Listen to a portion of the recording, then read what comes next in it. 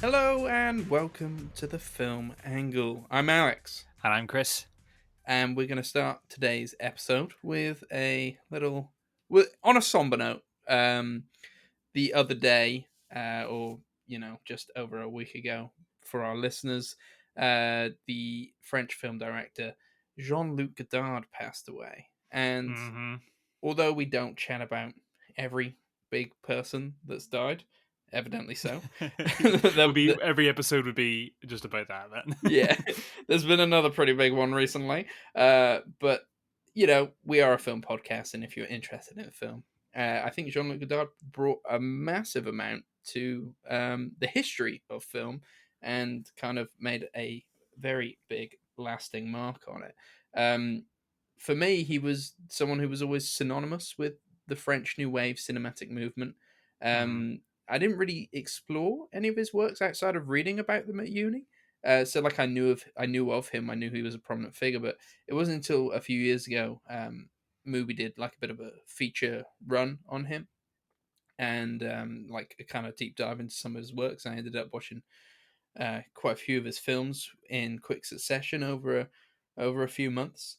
Um, some of the big ones, some of the ones he's known for, and kind of like some of his lesser known ones as well. Yeah. Uh, but yeah, like don't get me wrong, they're not all particularly thrilling, and some of them like really didn't work for me. But I was constantly intrigued by Godard, and like he was clearly a rebel, like an agent of chaos with very strong opinions and like a distaste for Yeah. the rules of cinema that had been established prior to his work in the 60s. hmm Um, and then he kind of like pioneered. He kind of came from film criticism, and then began making films and kind of pioneered the French New Wave movement along with other famous directors of that time, like Truffaut. Um, his kind of work constantly criticized the mainstream, whether that was hmm French cinema or the films coming out of the Hollywood studio system.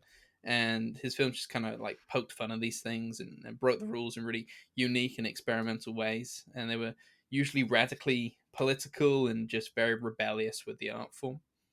If you've never watched any of his films, these are a few of my favorites. So his debut film, Breathless, is like this really fast, hmm spontaneous film that follows like this loose canon of a character played by Jean-Paul Belmondo, who died recently as well. And he's like this hmm reckless and but charming Humphrey Bogart type character who is on the run from the police, and it's very witty and just kind of all over the place and scattershot, but kind of like this really interesting look at narcissism and kind of the French kind of political state at that time. Yeah. Very iconic poster. Very iconic. Have you seen Breathless? No, Breathless is. I'm actually looking at my watch list right now, and Breathless is on there. Probably the most renowned, like well-known Jean-Luc Godard film. It's one that comes up on a lot of streaming services. Yeah, like he's a real blind spot for me. I caught a film a couple of years ago, and I think you did as well, called Alphaville, which is Yes. a really kind of surreal neo noir film that he made. Which I can't remember much of the plot, but I remember really enjoying with it and connecting it with it. I'm thinking that I haven't seen anything like this before. I mean, is that kind of a lot of his work like that? Yeah, he definitely didn't copycat, anyone. Mm, He was mainly kind of taking well-known tropes and just turning them upside down. I mean, Alphaville was like it was like a low-budget dystopian sci-fi, mm, and really unique in black and white. And it was shot in at night in Paris. So like they didn't yeah. have any futuristic sets or anything like that. They just Oh made the yes. nightlife of Paris seem really dystopian, and shot in these like very glassy, Yes, that's right. corporate buildings and stuff like that to give this illusion of a dystopian. But at the same time, it was just Paris, So like Yes, that's right. you're I remember making a that. comment even there. Um, and I think you mentioned in your letterbox review, Chris, because I did have a little sneaky peek when I It was was a few reading years this. ago. Yeah, yeah, you mentioned that it was kind of like a precursor to Blade Runner, like it was a Yeah, yeah. 1960s. I can't remember the exact year it came out. It was 60s or 70s. Uh, like French low budget Blade Runner, essentially. Yeah. Um, There's no and then, special effects in that movie at all, but it feels like it's set on a different planet. yeah, 100%, 100%. And then a film I think you would like because you're a big musical fan. This is Mm. kind of like his experimental musical comedy. It was actually his second film, and it was his film where he first worked with Anna Karina, I believe, Oh um, yes. who later became his wife, and then they separated. And I believe Anna Karina died last year, right? Yeah, These it was big very recently. legends all Yeah. passing away at similar times. Yeah, I think you would really like that. It's a really unique musical. And like, I don't even know if you would call it a musical, but everybody calls it a What movie musical. was it? What was it called again? Oh yeah, sorry, it's called A Woman Is a Woman. And Anna Karina plays an Okay. exotic dancer, and she really wants a child, and her boyfriend doesn't want a child. And she kind of Mm. tries to make him jealous by sleeping with his friend and stuff like that to try, reverse psychology kind of stuff. Yeah, It's very yeah. funny. Oh, you It's have me a very French different. musical anyway, so the plot is subsequent to that. Yeah, I would emphasis the experimental nature of the musical, just in case you're expecting Okay, some okay. Buckle Technicolor. up. Yeah, yeah, yeah. It's unique. It's It's not unique. umbrellas of Cherbourg sort of stuff. No, no. No, no, no, no, no. It definitely isn't. But I would. I think Umbrellas of Cherbourg does fall under the French New Wave movement, though. I Hmm? believe. I may be Has wrong on that that. pop arty look to it? Yeah, Yeah, 100%. That was kind trying of to prevalent in French '60s movies. definitely, definitely. So yeah, those are a few of my favorite films, and I mean, there's many films I haven't seen of his that are highly regarded. So I still haven't finished watching his films, and a lot of them are probably on Mubi, or at least will probably be on Mubi soon because they're very good at Hmm. keeping up with the relevance of people's passings and stuff like that. So I recommend him to anyone who's interested in film or film history to check it out.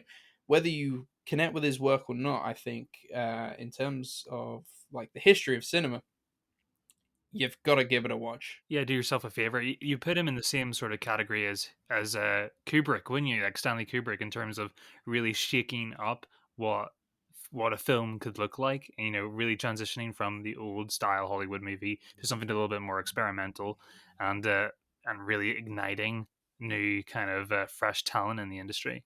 100%, 100%. And I don't believe he was the easiest person to get on with by all accounts, but he No, left. it's not get home from work and stick on a nice chill movie kind of guy. No, this is a proper put your movie watching hat on sort of stuff, isn't it?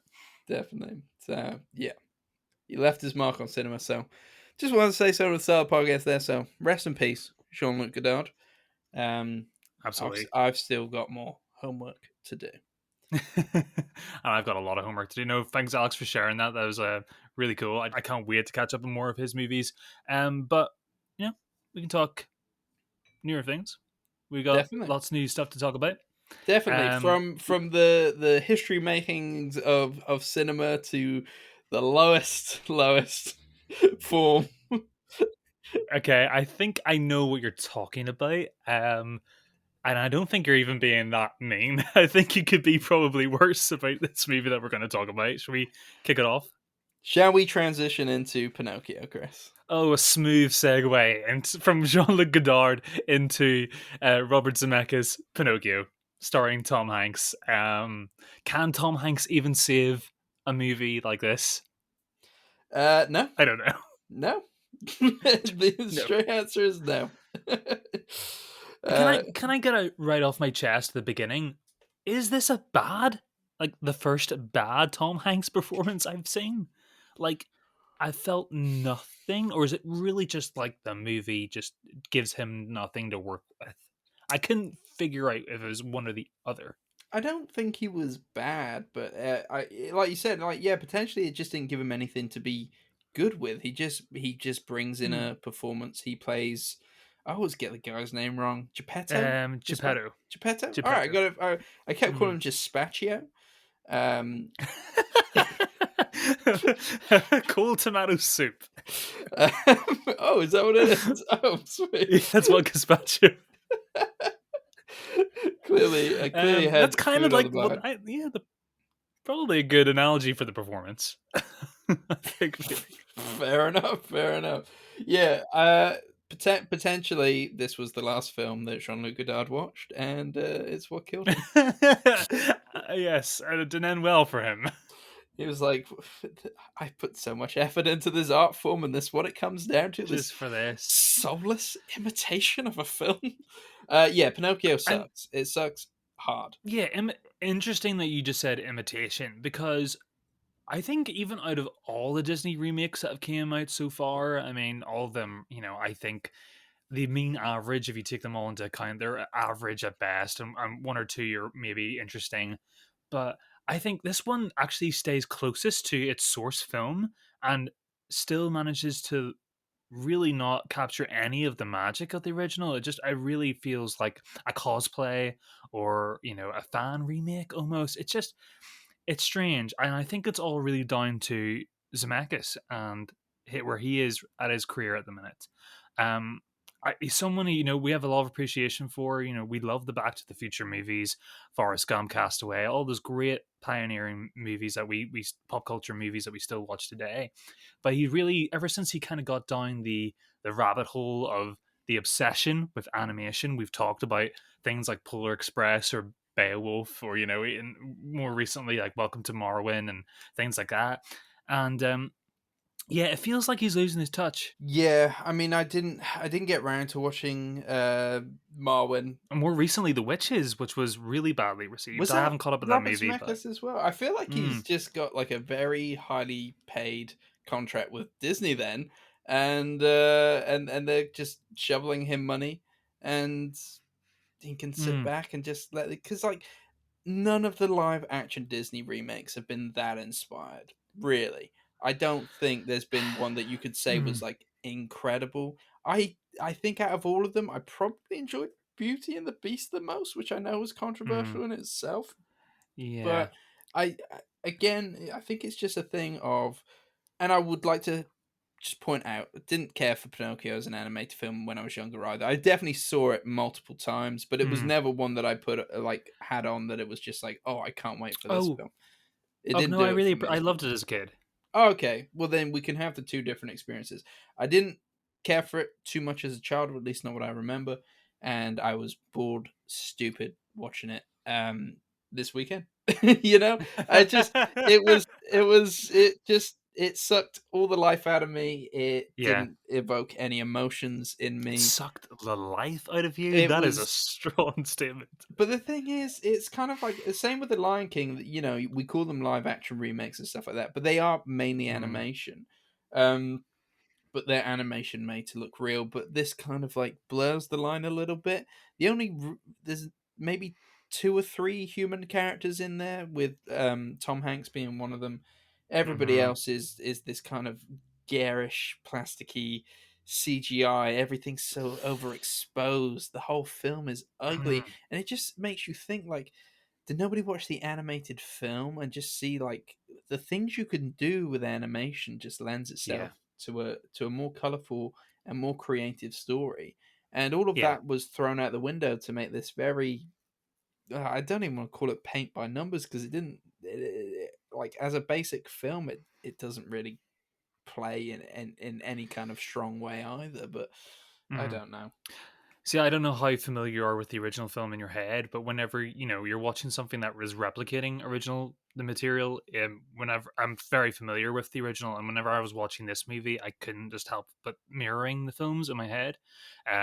Especially, I think prevalent in the scene where Pinocchio is performing the "I Have No Strings" song, Mm, and I think in the original movie, what made that so magical was just that was kind of the most evocative animation that was ever produced to that day. It was so intricate with the way the strings moved and the way the wooden puppet moved and the sound and everything. I think it actually was the scene that inspired Brad Bird, who Pixar filmmaker, to get to become an animator. It was that inspiring for him. And this, it had nothing. I mean, like, yeah, you made the puppet look like the character from the cartoon, but it had Mm. none of the fluency or the innovation that went into animating that in the original film. It just felt, like you said, really soulless. And what did you think of the extra character they added on, like the teenage girl with the with the the leg injury? What did you think about that? Did you think that added anything, like being one of the only additions to the movie? Yep. Didn't add anything for me. Yeah, they had like I'm a glad you modern said that song she in there, wasn't don't in the they? animated film because I was thinking I don't remember this Mm, character at all. So that would make sense. Yeah, just maybe it was just an attempt to put a little bit more like another human face there, despite the fact that she uses the puppet to communicate most of the time. Um, yeah, yeah. yeah, I don't know what the reasoning behind that was.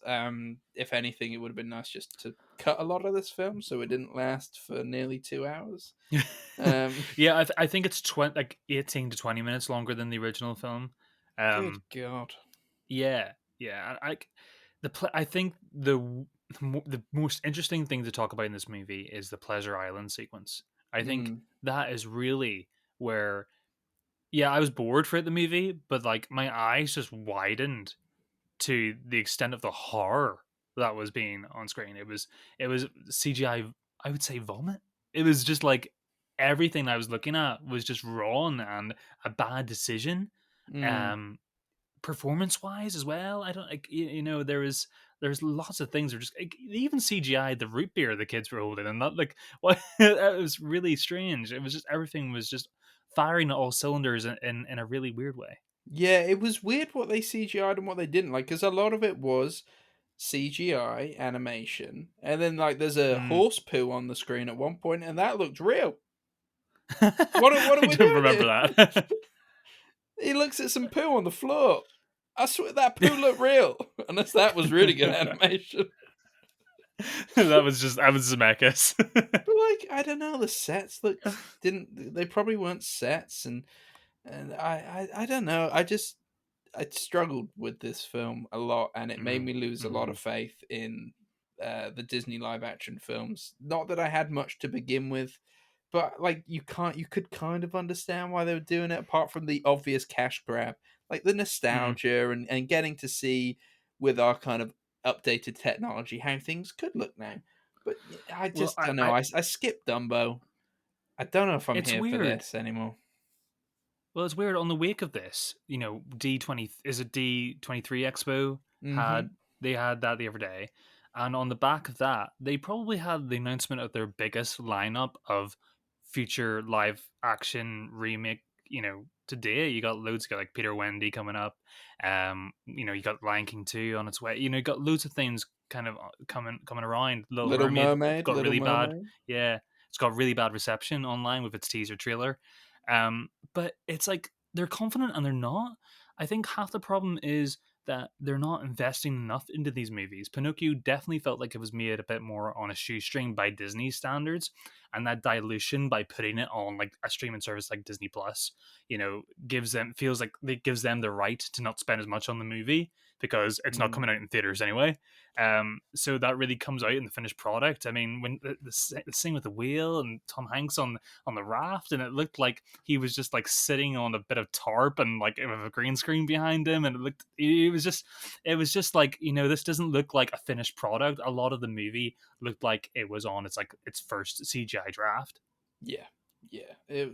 Just it baffled me, and there is an over reliance on these live action Disney films to be Mm. heavily Yeah, in animated, inverted commas, and live action. Yeah. yeah, and I don't know. It's not working for me. And obviously, films like Little Mermaid are going to have to be because nobody can actually sing Mm. underwater.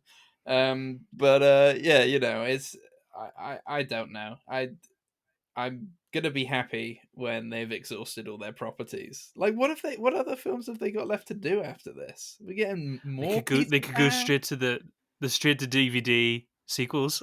They could Like, remake those. We could get ah, Aladdin, Return of Jafar, the remake. oh dear. Yeah, I mean, what Uh, they've got Hercules coming. Okay, more Peter Pan. I swear we get a live action Peter Pan every other year, and it no, sucks. I tell you what, Alex, I actually, yes, we do get a lot of Peter Pan, but David Lowery's making it, and he is a good filmmaker, and I think he could, recently with the Green Knight and everything, I think he could do something interesting with that material. Okay, I I didn't think there's know hope David. for that one. Yeah. Okay, okay. I didn't know David Lowery was doing it. I haven't actually seen Pete's Dragon. Apparently, that is good. Apparently, that is one of the better ones. I actually quite like Kenneth Branagh's Cinderella. I think it was kind of the first one to kind of start the remakes. And I thought that was kind of an interestingly made movie. It kind of did something different from the original. It was very interestingly Mm, shot. It was very whimsical and beautiful to look at. Had really good messages. I thought that was kind of interesting. But yeah. ever since that, we've kind of just had, you know, the same sort of thing. Yeah, it felt like at the start they were like, "Oh, we're gonna put a bit of a spin on it," and then Yeah, it slowly Maleficent. became we're just making it, you know, so you can look at the screen and be like, I know this, I know this." Um, Hmm. it seems like a lot of Disney properties are going that way. Pinocchio is horse poop. Yeah, skip it. Don't even think about watching it. We did the hard work for you. Yeah, yeah, It's not yeah. worth I your mean, time of day. it's no. I don't think you'll even get anything out of it on so bad it's good level. It's No, just that's kind yeah. of what I was hoping because you saw it before me, and you were like, it's bad," and I was like, "Ooh, maybe I should watch it for the podcast," because I can't believe how bad it is. And I thought, "Ooh, it'd be fun to watch this for the pod." It was not fun for the podcast. I'm It sorry, I wasn't. it I it was being honest. It was bad. it felt almost as bad as Atlantis. I can't remember the name. Oh, come on! At least one of those is a movie. Uh, I Atlantis. I would never watch either again. But it was borderline that level of like, what's how far through are we in this? Oh, it's only been 15 minutes. Excellent. I really Well, that's struggle the to just worst turn thing you off can films do. halfway through. I can't do it. I have to see it through to the end. But yeah, not Yeah. great.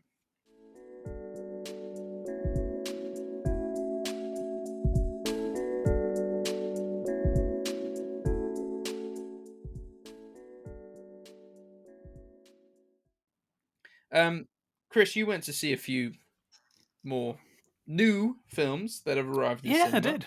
Uh, and I believe you probably, well, surely you had a better experience than Pinocchio. So please enlighten us. Yeah, I took a Friday evening trip by myself to go see the latest A24 movies, Bodies, Bodies, Bodies. Yeah, the movie is sort of like it centers on a group of 20 somethings. Um, they're all kind of rich kids, and they stay in Pete Davidson. He's got a really rich dad. He lives in a big mansion. Parents are out the house for the week, and it's hurricane season, so everybody decides they do like an annual hurricane party at the house. And yeah, they play a game which is called Bodies, Bodies, Bodies, which is this sort of weird game where they turn off all the lights go off because the storm cuts the power, and they basically go around the house, and one of them has to be a killer, and they're in pitch black, and they gotta tap the killer's gotta tap your shoulder, and whenever he taps your shoulder, you gotta lie on the floor dead. And it's kind of like that video game Among Us where somebody's got to find you, and then they got to like shout bodies, bodies, bodies, and then everybody kind of gathers around the table and discusses who the killer might be. And as you can imagine, a real body kind of turns up in this scenario and kind of starts a whole sort of sea of paranoia, and everybody starts to turn on each other, and we as an audience don't even know who's been murdered or who's murdered who. So it becomes a really interesting cat and mouse that goes in really weird different directions, but ultimately the movie's just really really funny. I don't know, it was kind of weird in my screening because there was about 10 other people in my screening in the cinema and nobody kind of laughed all the way through, but I was like, trying battling to keep the chuckles in. I find all the sort of jabs at our sort of generation to be quite funny, and especially because it's targeted exactly at my age group, me being 25, and I think all the characters are kind of around that age. And yeah, it's a really funny movie. I really like what's her name, Rachel Sennett, who was recently in Shiva Yeah. Baby. I She think is she's who I'm very most funny. excited to see in that film. Oh yeah, I think she's gonna like really explode as an actress. So I think she's incredible and she has a real presence. But in here she kind of plays like the dumb friend, and she kind of plays things into that really well. And she's quite naive. She's got this older boyfriend that she's just brought to the party that nobody knows, called Greg, who's played by Lee Pace, who's like obviously Oh, not in his 20s. I um, love Lee Pace. Did you ever watch a TV show called *Halt and Catch Fire*? oh yeah, that's a great show. Oh, Yes, yeah, so good. I feel I like it's completely very forgot about. underrated, but he's excellent. He's in that show. Anyway, sorry to Yeah, no, jump in. no. I just love Lee Pace. Yeah, if you love Lee Pace, you'll love him in here. He plays like a bit of a himbo in this. He's like he. Can I go? No, I don't want to go spoiler territory. Can I? No, I don't want to hear spoilers. Because you haven't seen it. Yeah, but he plays a Be bit. as He plays a vague bit of as a himbo. possible. Yeah, he leans into that really really well. I think at one part of the film, he's introduced as an ex vet, and everybody assumes that he's like an ex Afghanistan war vet. He carries his backpack with like loads of stuff, and loads of like maps and army knives and everything. But it turns out he's just an ex veterinarian, which kind of comes around in a really funny way. But he's great in this movie. Pete Davidson is really funny. He plays David. He hosts the party. I'm a big fan of him too. Some just great performances. Then you have a little bit more subdued performances by people like Maria Bakalova, who plays Mm, kind of our main protagonist in this, and she's great. I'm being really really impressed with her ever since the kind of coming off the back of Borat 2. I actually think she probably should have won the Oscar for that. I think it was that good of a performance in the second Borat movie. But yeah, this is right up your street, Alex. I think if anybody who's sort of, I think you do have to be in a certain age group or akin to sort of modern sensibilities to kind of really be on board with the humor. yeah, I'm Um, a bit older than you though, Chris. Am I going to get the Gen Z vibes? You know? well, they're not Gen Z. They'll be millennials in this one, Alex. Oh, are they? You're a Okay, cool. millennial. I thought they were Gen Z. Fair enough. I'm a millennial. Woo. Well, I'm not saying like anyone probably under anyone over 60 is probably not gonna get much out of this movie, but as a generalization. But your grandparents might not get a lot out of this movie, but I think it's a lot of fun. Not necessarily scary, but it's just a really good fun time at the cinema. And it's not going to set the world on fire, but it kind of was fun enough. And for an hour and a half, I definitely would recommend it. It was a great time to spend my evening. Nice, nice. I like that. What about you, Alex? Have you caught up with anything interesting that So, hasn't been Pinocchio? yeah, thank God I have. I rewatched Clerks 1 and Clerks 2 because the other night Mm. I got to go and see Clerks 3. Oh, you seen it? I've seen it. Yes. I did Uh, not know this. oh, there you go. Yeah, I no, knew I you had got. a ticket booked, but I didn't know you seen it yet. Yeah, yeah, man.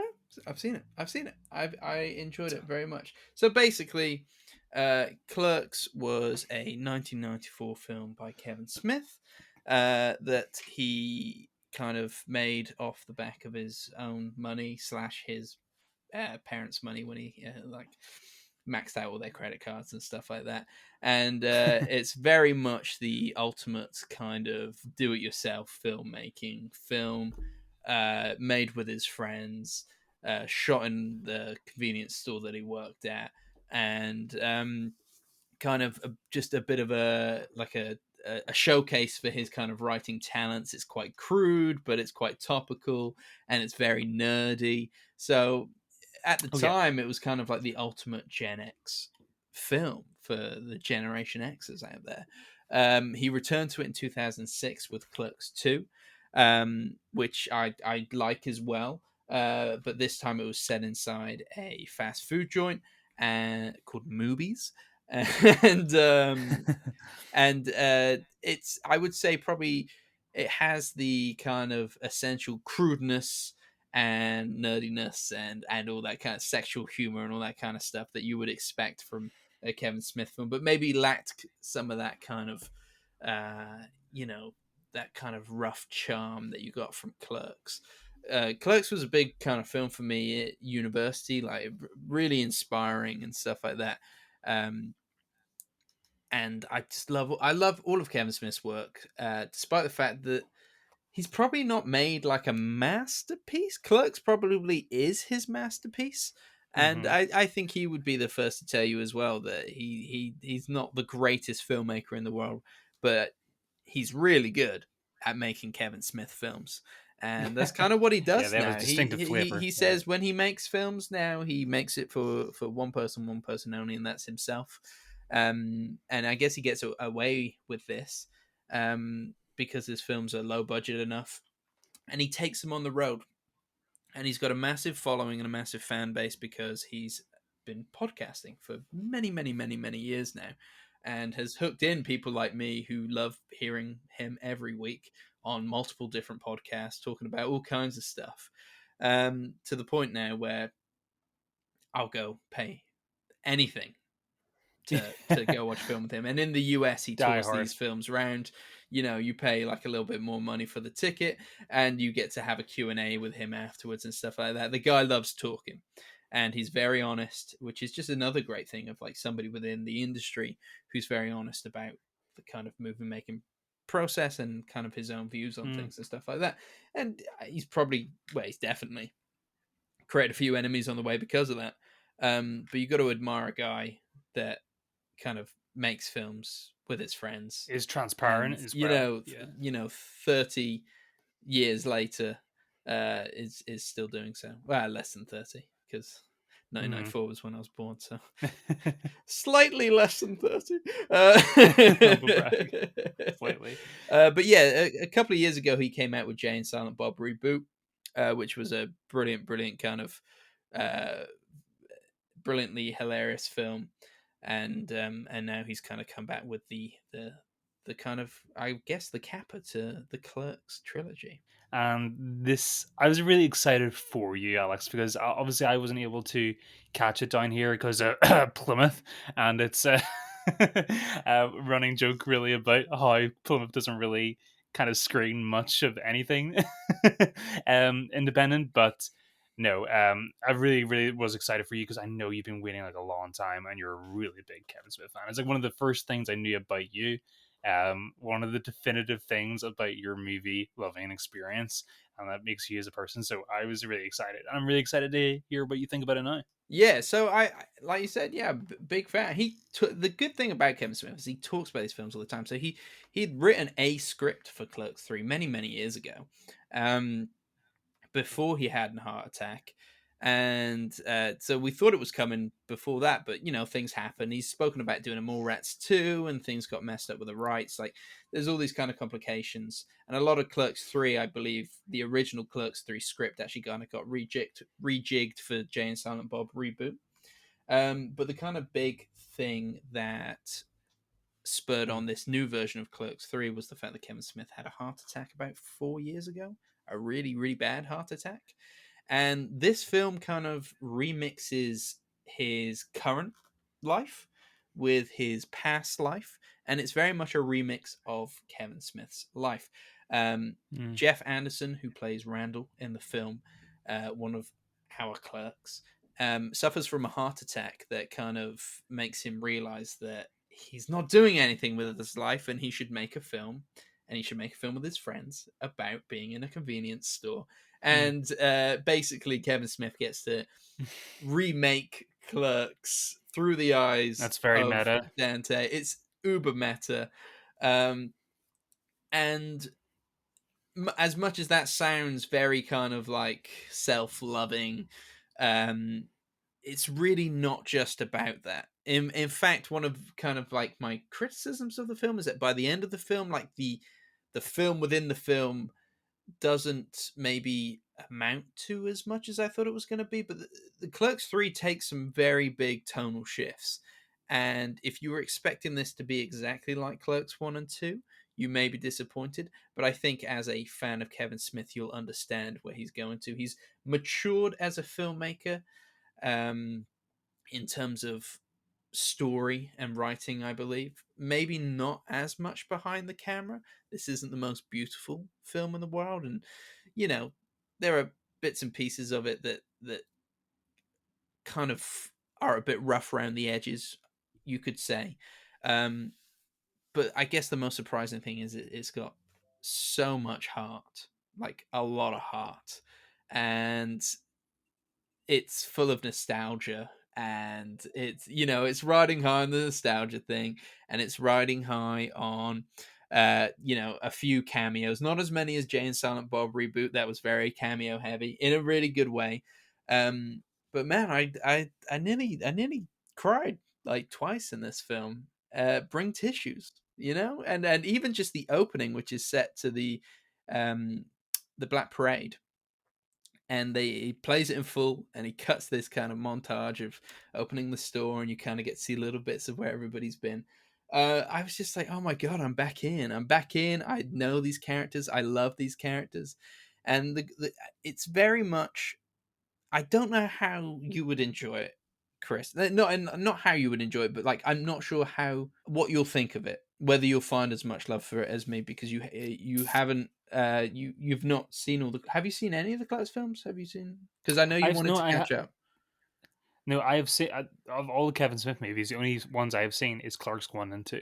Oh, So oh, I am excellent. You familiar might with. be okay then. Sorry, I thought you hadn't seen them. No, Um, no, it's all right. Apologies. Yeah, it's very much a Kevin Smith-a-thon with references to his films, references to his life, which you may only know if you've heard him talk on podcasts or read any Mm, of his books, yeah. references to his podcasts, even. And then just like, there are just bits and pieces where you're like, I've heard this story before. It's slightly rejigged here, but I know where this is coming from. I know how personal this is. And yeah, if you aren't a fan, you might come to this and be like, okay, it's a pretty decent story. Um, but I think if you're a Kevin Smith fan, this is going to hit the Yeah. mark. It's not my favorite of the Clerks films. I still think Clerks 1 holds that title. I think it's better than 2, uh, only having just rewatched them all in a row very quickly. Um, Mm.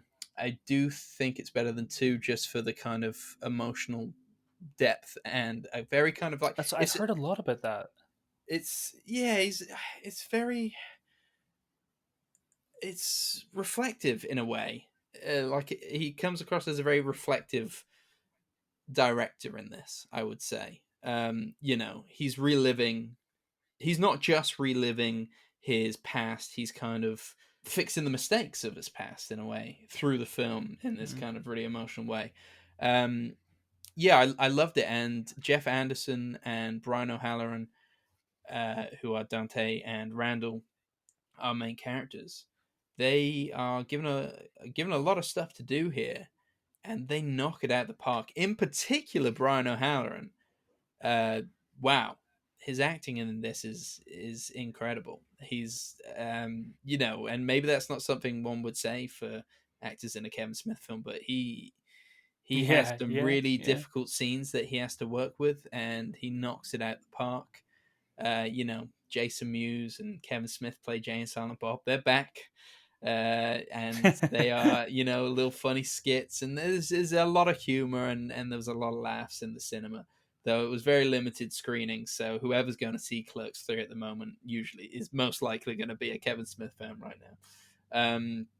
Yeah, it was very emotional, and I had a blast watching it. It's yeah, I'm glad Kevin Smith is making films for Kevin Smith, because I am enjoying his work, and I look forward to seeing what he does next, because I don't think this may be the final time we have a Clerks film, but I don't think it's the last Kevin Smith film we'll have.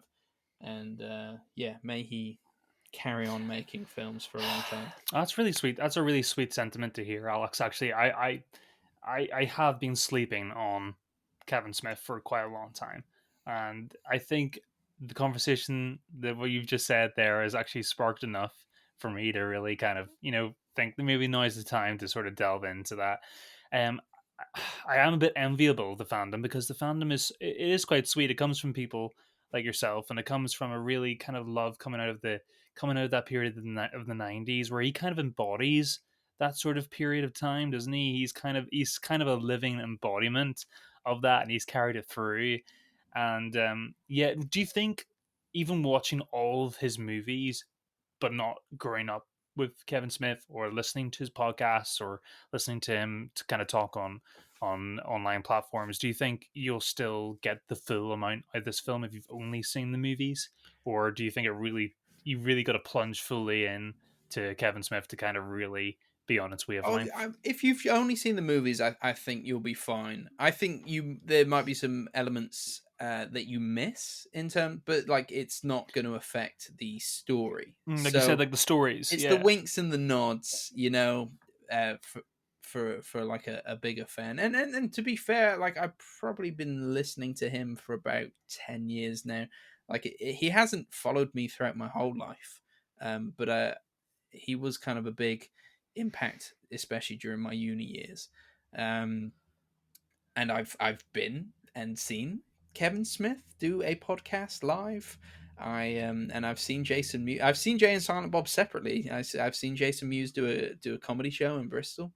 So I've seen them separately, but yeah, it's just I think there are winks and nods you might miss if you're not Mhm. fully integrated. But it's never too late to start, Chris.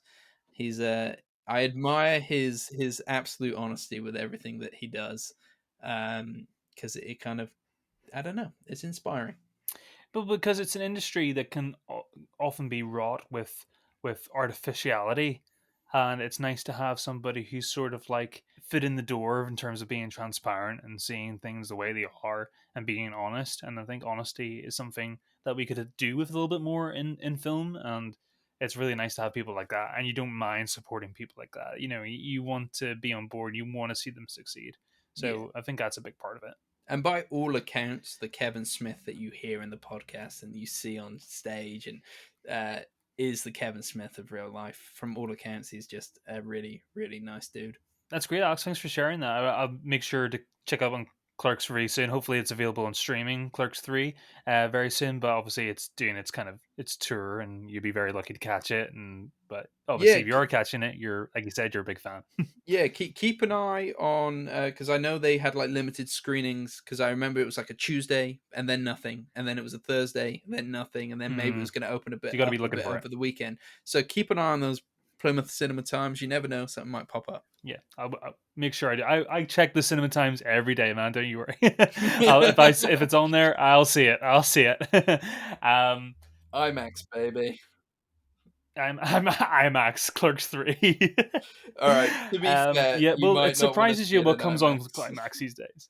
Yeah, to be fair, it might not be an IMAX worthy film, but still worth seeing on the big screen for the big 40x? emotions. 40X. I wonder if that would be good. The he's not a big, not a lot of movement in Not the a lot of film, so movement, I especially do the first wonder. Clerks movie. Yeah, I'm not sure if Clerks 3 would be the best for 40X either. Just sit in and soak in the big old emotions, man. Great stuff.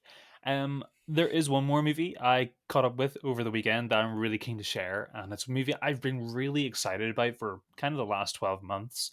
Um, as you know, I'm a really big fan of George Miller, a director who has an absolutely bizarre and fascinating career filmography as a director. I think it like we said before, it transcends from moments like the first, the original Mad Max trilogy to Babe Pig in the City to Happy Feet 2.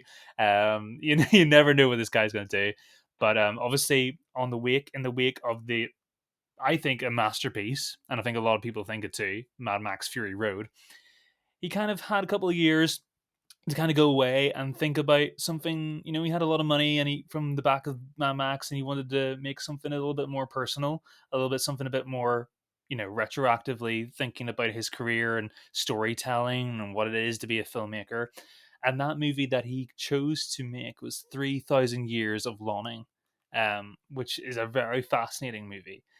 He co-wrote it with his daughter, actually. It's her first credit, Oh, which is a really interesting. sweet sentiment. I didn't Yeah. know that until I read about it today. So the film centers on Tilda Swinton, who plays a character called Alethea. She is called a narratologist, which is something I've never heard of before, but it's a very niche field of study. Someone who is a bit of a scholar of storytelling and wants to connect the dots. You know, connect the dots between cultures and what connects us with our storytelling. You know, what we all tell the same sort of stories throughout the ages, whether we're from Asia or from Europe, and what kind of is the commonality there, even though we don't connect as a culture. What are the commonalities there?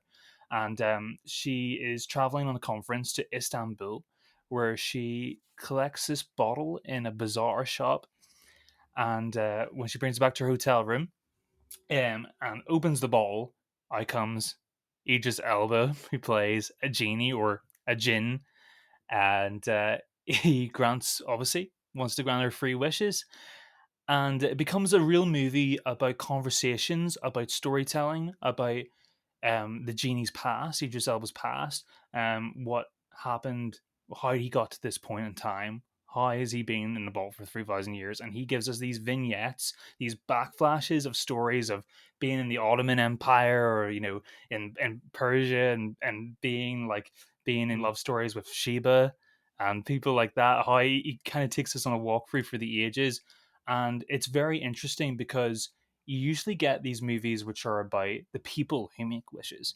But Tilda Swinton's character is a little bit more reserved, and she's a bit more interested in what was his experience in those situations and what it's like to be incarcerated really for 3,000 years in the bottle, and be used by people in a selfish way. And obviously, her being a storyteller, someone who knows stories, she knows the pratfalls of making wishes. She doesn't want to make any wishes. Um, so she instead tries to go around it and becomes a bit more of an interview movie where it's kind of half set in the hotel room and then half him going to backflashes, and they ultimately kind of fall in love with each other. It's a really sweet movie. It's got lush visuals, which is kind of strange. It's this movie that's half kind of just set in a hotel room, so it's kind of a plain looking movie. But when you go back, it's like this epic scale Mad Max looking open plains of beautiful Arabic detail, and sand dunes and palaces, and harems and everything. It's this grandiose movie. But what really anchors it down, I think, is just the amazing chemistry between Swinton and Idris Elba, which is such a weird pairing, but kind of really works at the same time. There's Yeah. a real sort of understanding and longing. They're both two very lonely people who really haven't been appreciated by others, and it's a really nice coming together movie, and just nice to see someone like George Miller just make any kind of movie he wants. To be honest, I think after Mad Max, he deserves it. I mean, he's put in the effort, and it's great to see him make a movie that is a bit more personal to him. It's about storytelling, and yeah, I had a great time watching it. Nice, and still heavily stylized. I think, judging by the trailer, looks kind of like visually striking and unique Oh, compared to certainly, other yeah. films. Yeah, I mean, they wanted to shoot a lot of stuff on location, but everything is actually shot in the studio because of COVID. Mm. So even the hotel room stuff, like even stuff that's not CGI, they had to like construct the hotel room because they couldn't go to Istanbul and film the real hotel room and everything. But even with that, he gets around it so well, and the pacing of this movie is so fascinating because it's just so off kilter. It's kind of hard to know who this movie is for, impossible to market, which is probably why not many people have heard of it. I think it's a really hard movie to kind of pitch to because it's a really specific thing. I mean, like in a way, it's a very sensual academic movie. It's about kind of storytelling and relationships, but also it's kind of like really in your face, kind of rock and roll. Um, George Miller at times too, a bit of that Mad Max energy. So it's kind of like for the fans and not for the fans. It's kind of an interesting movie, but if it's pitched right at you, I think people like you and me, or people who are really big film weirdos who like weird projects like this or fascinated by projects like this, you're going to have a really good time because it's very different and very original. And I don't think you're likely to have seen anything like it before. So it's worth catching up with. Nice, definitely on my watch list.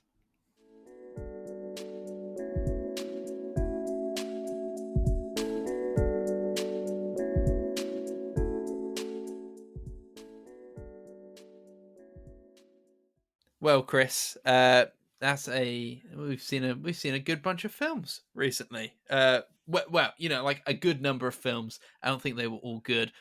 Pinocchio. So obviously these are all relatively new films. If you're going to the cinema this weekend. Where what are you recommending people to Hmm. watch out of the stuff you've seen?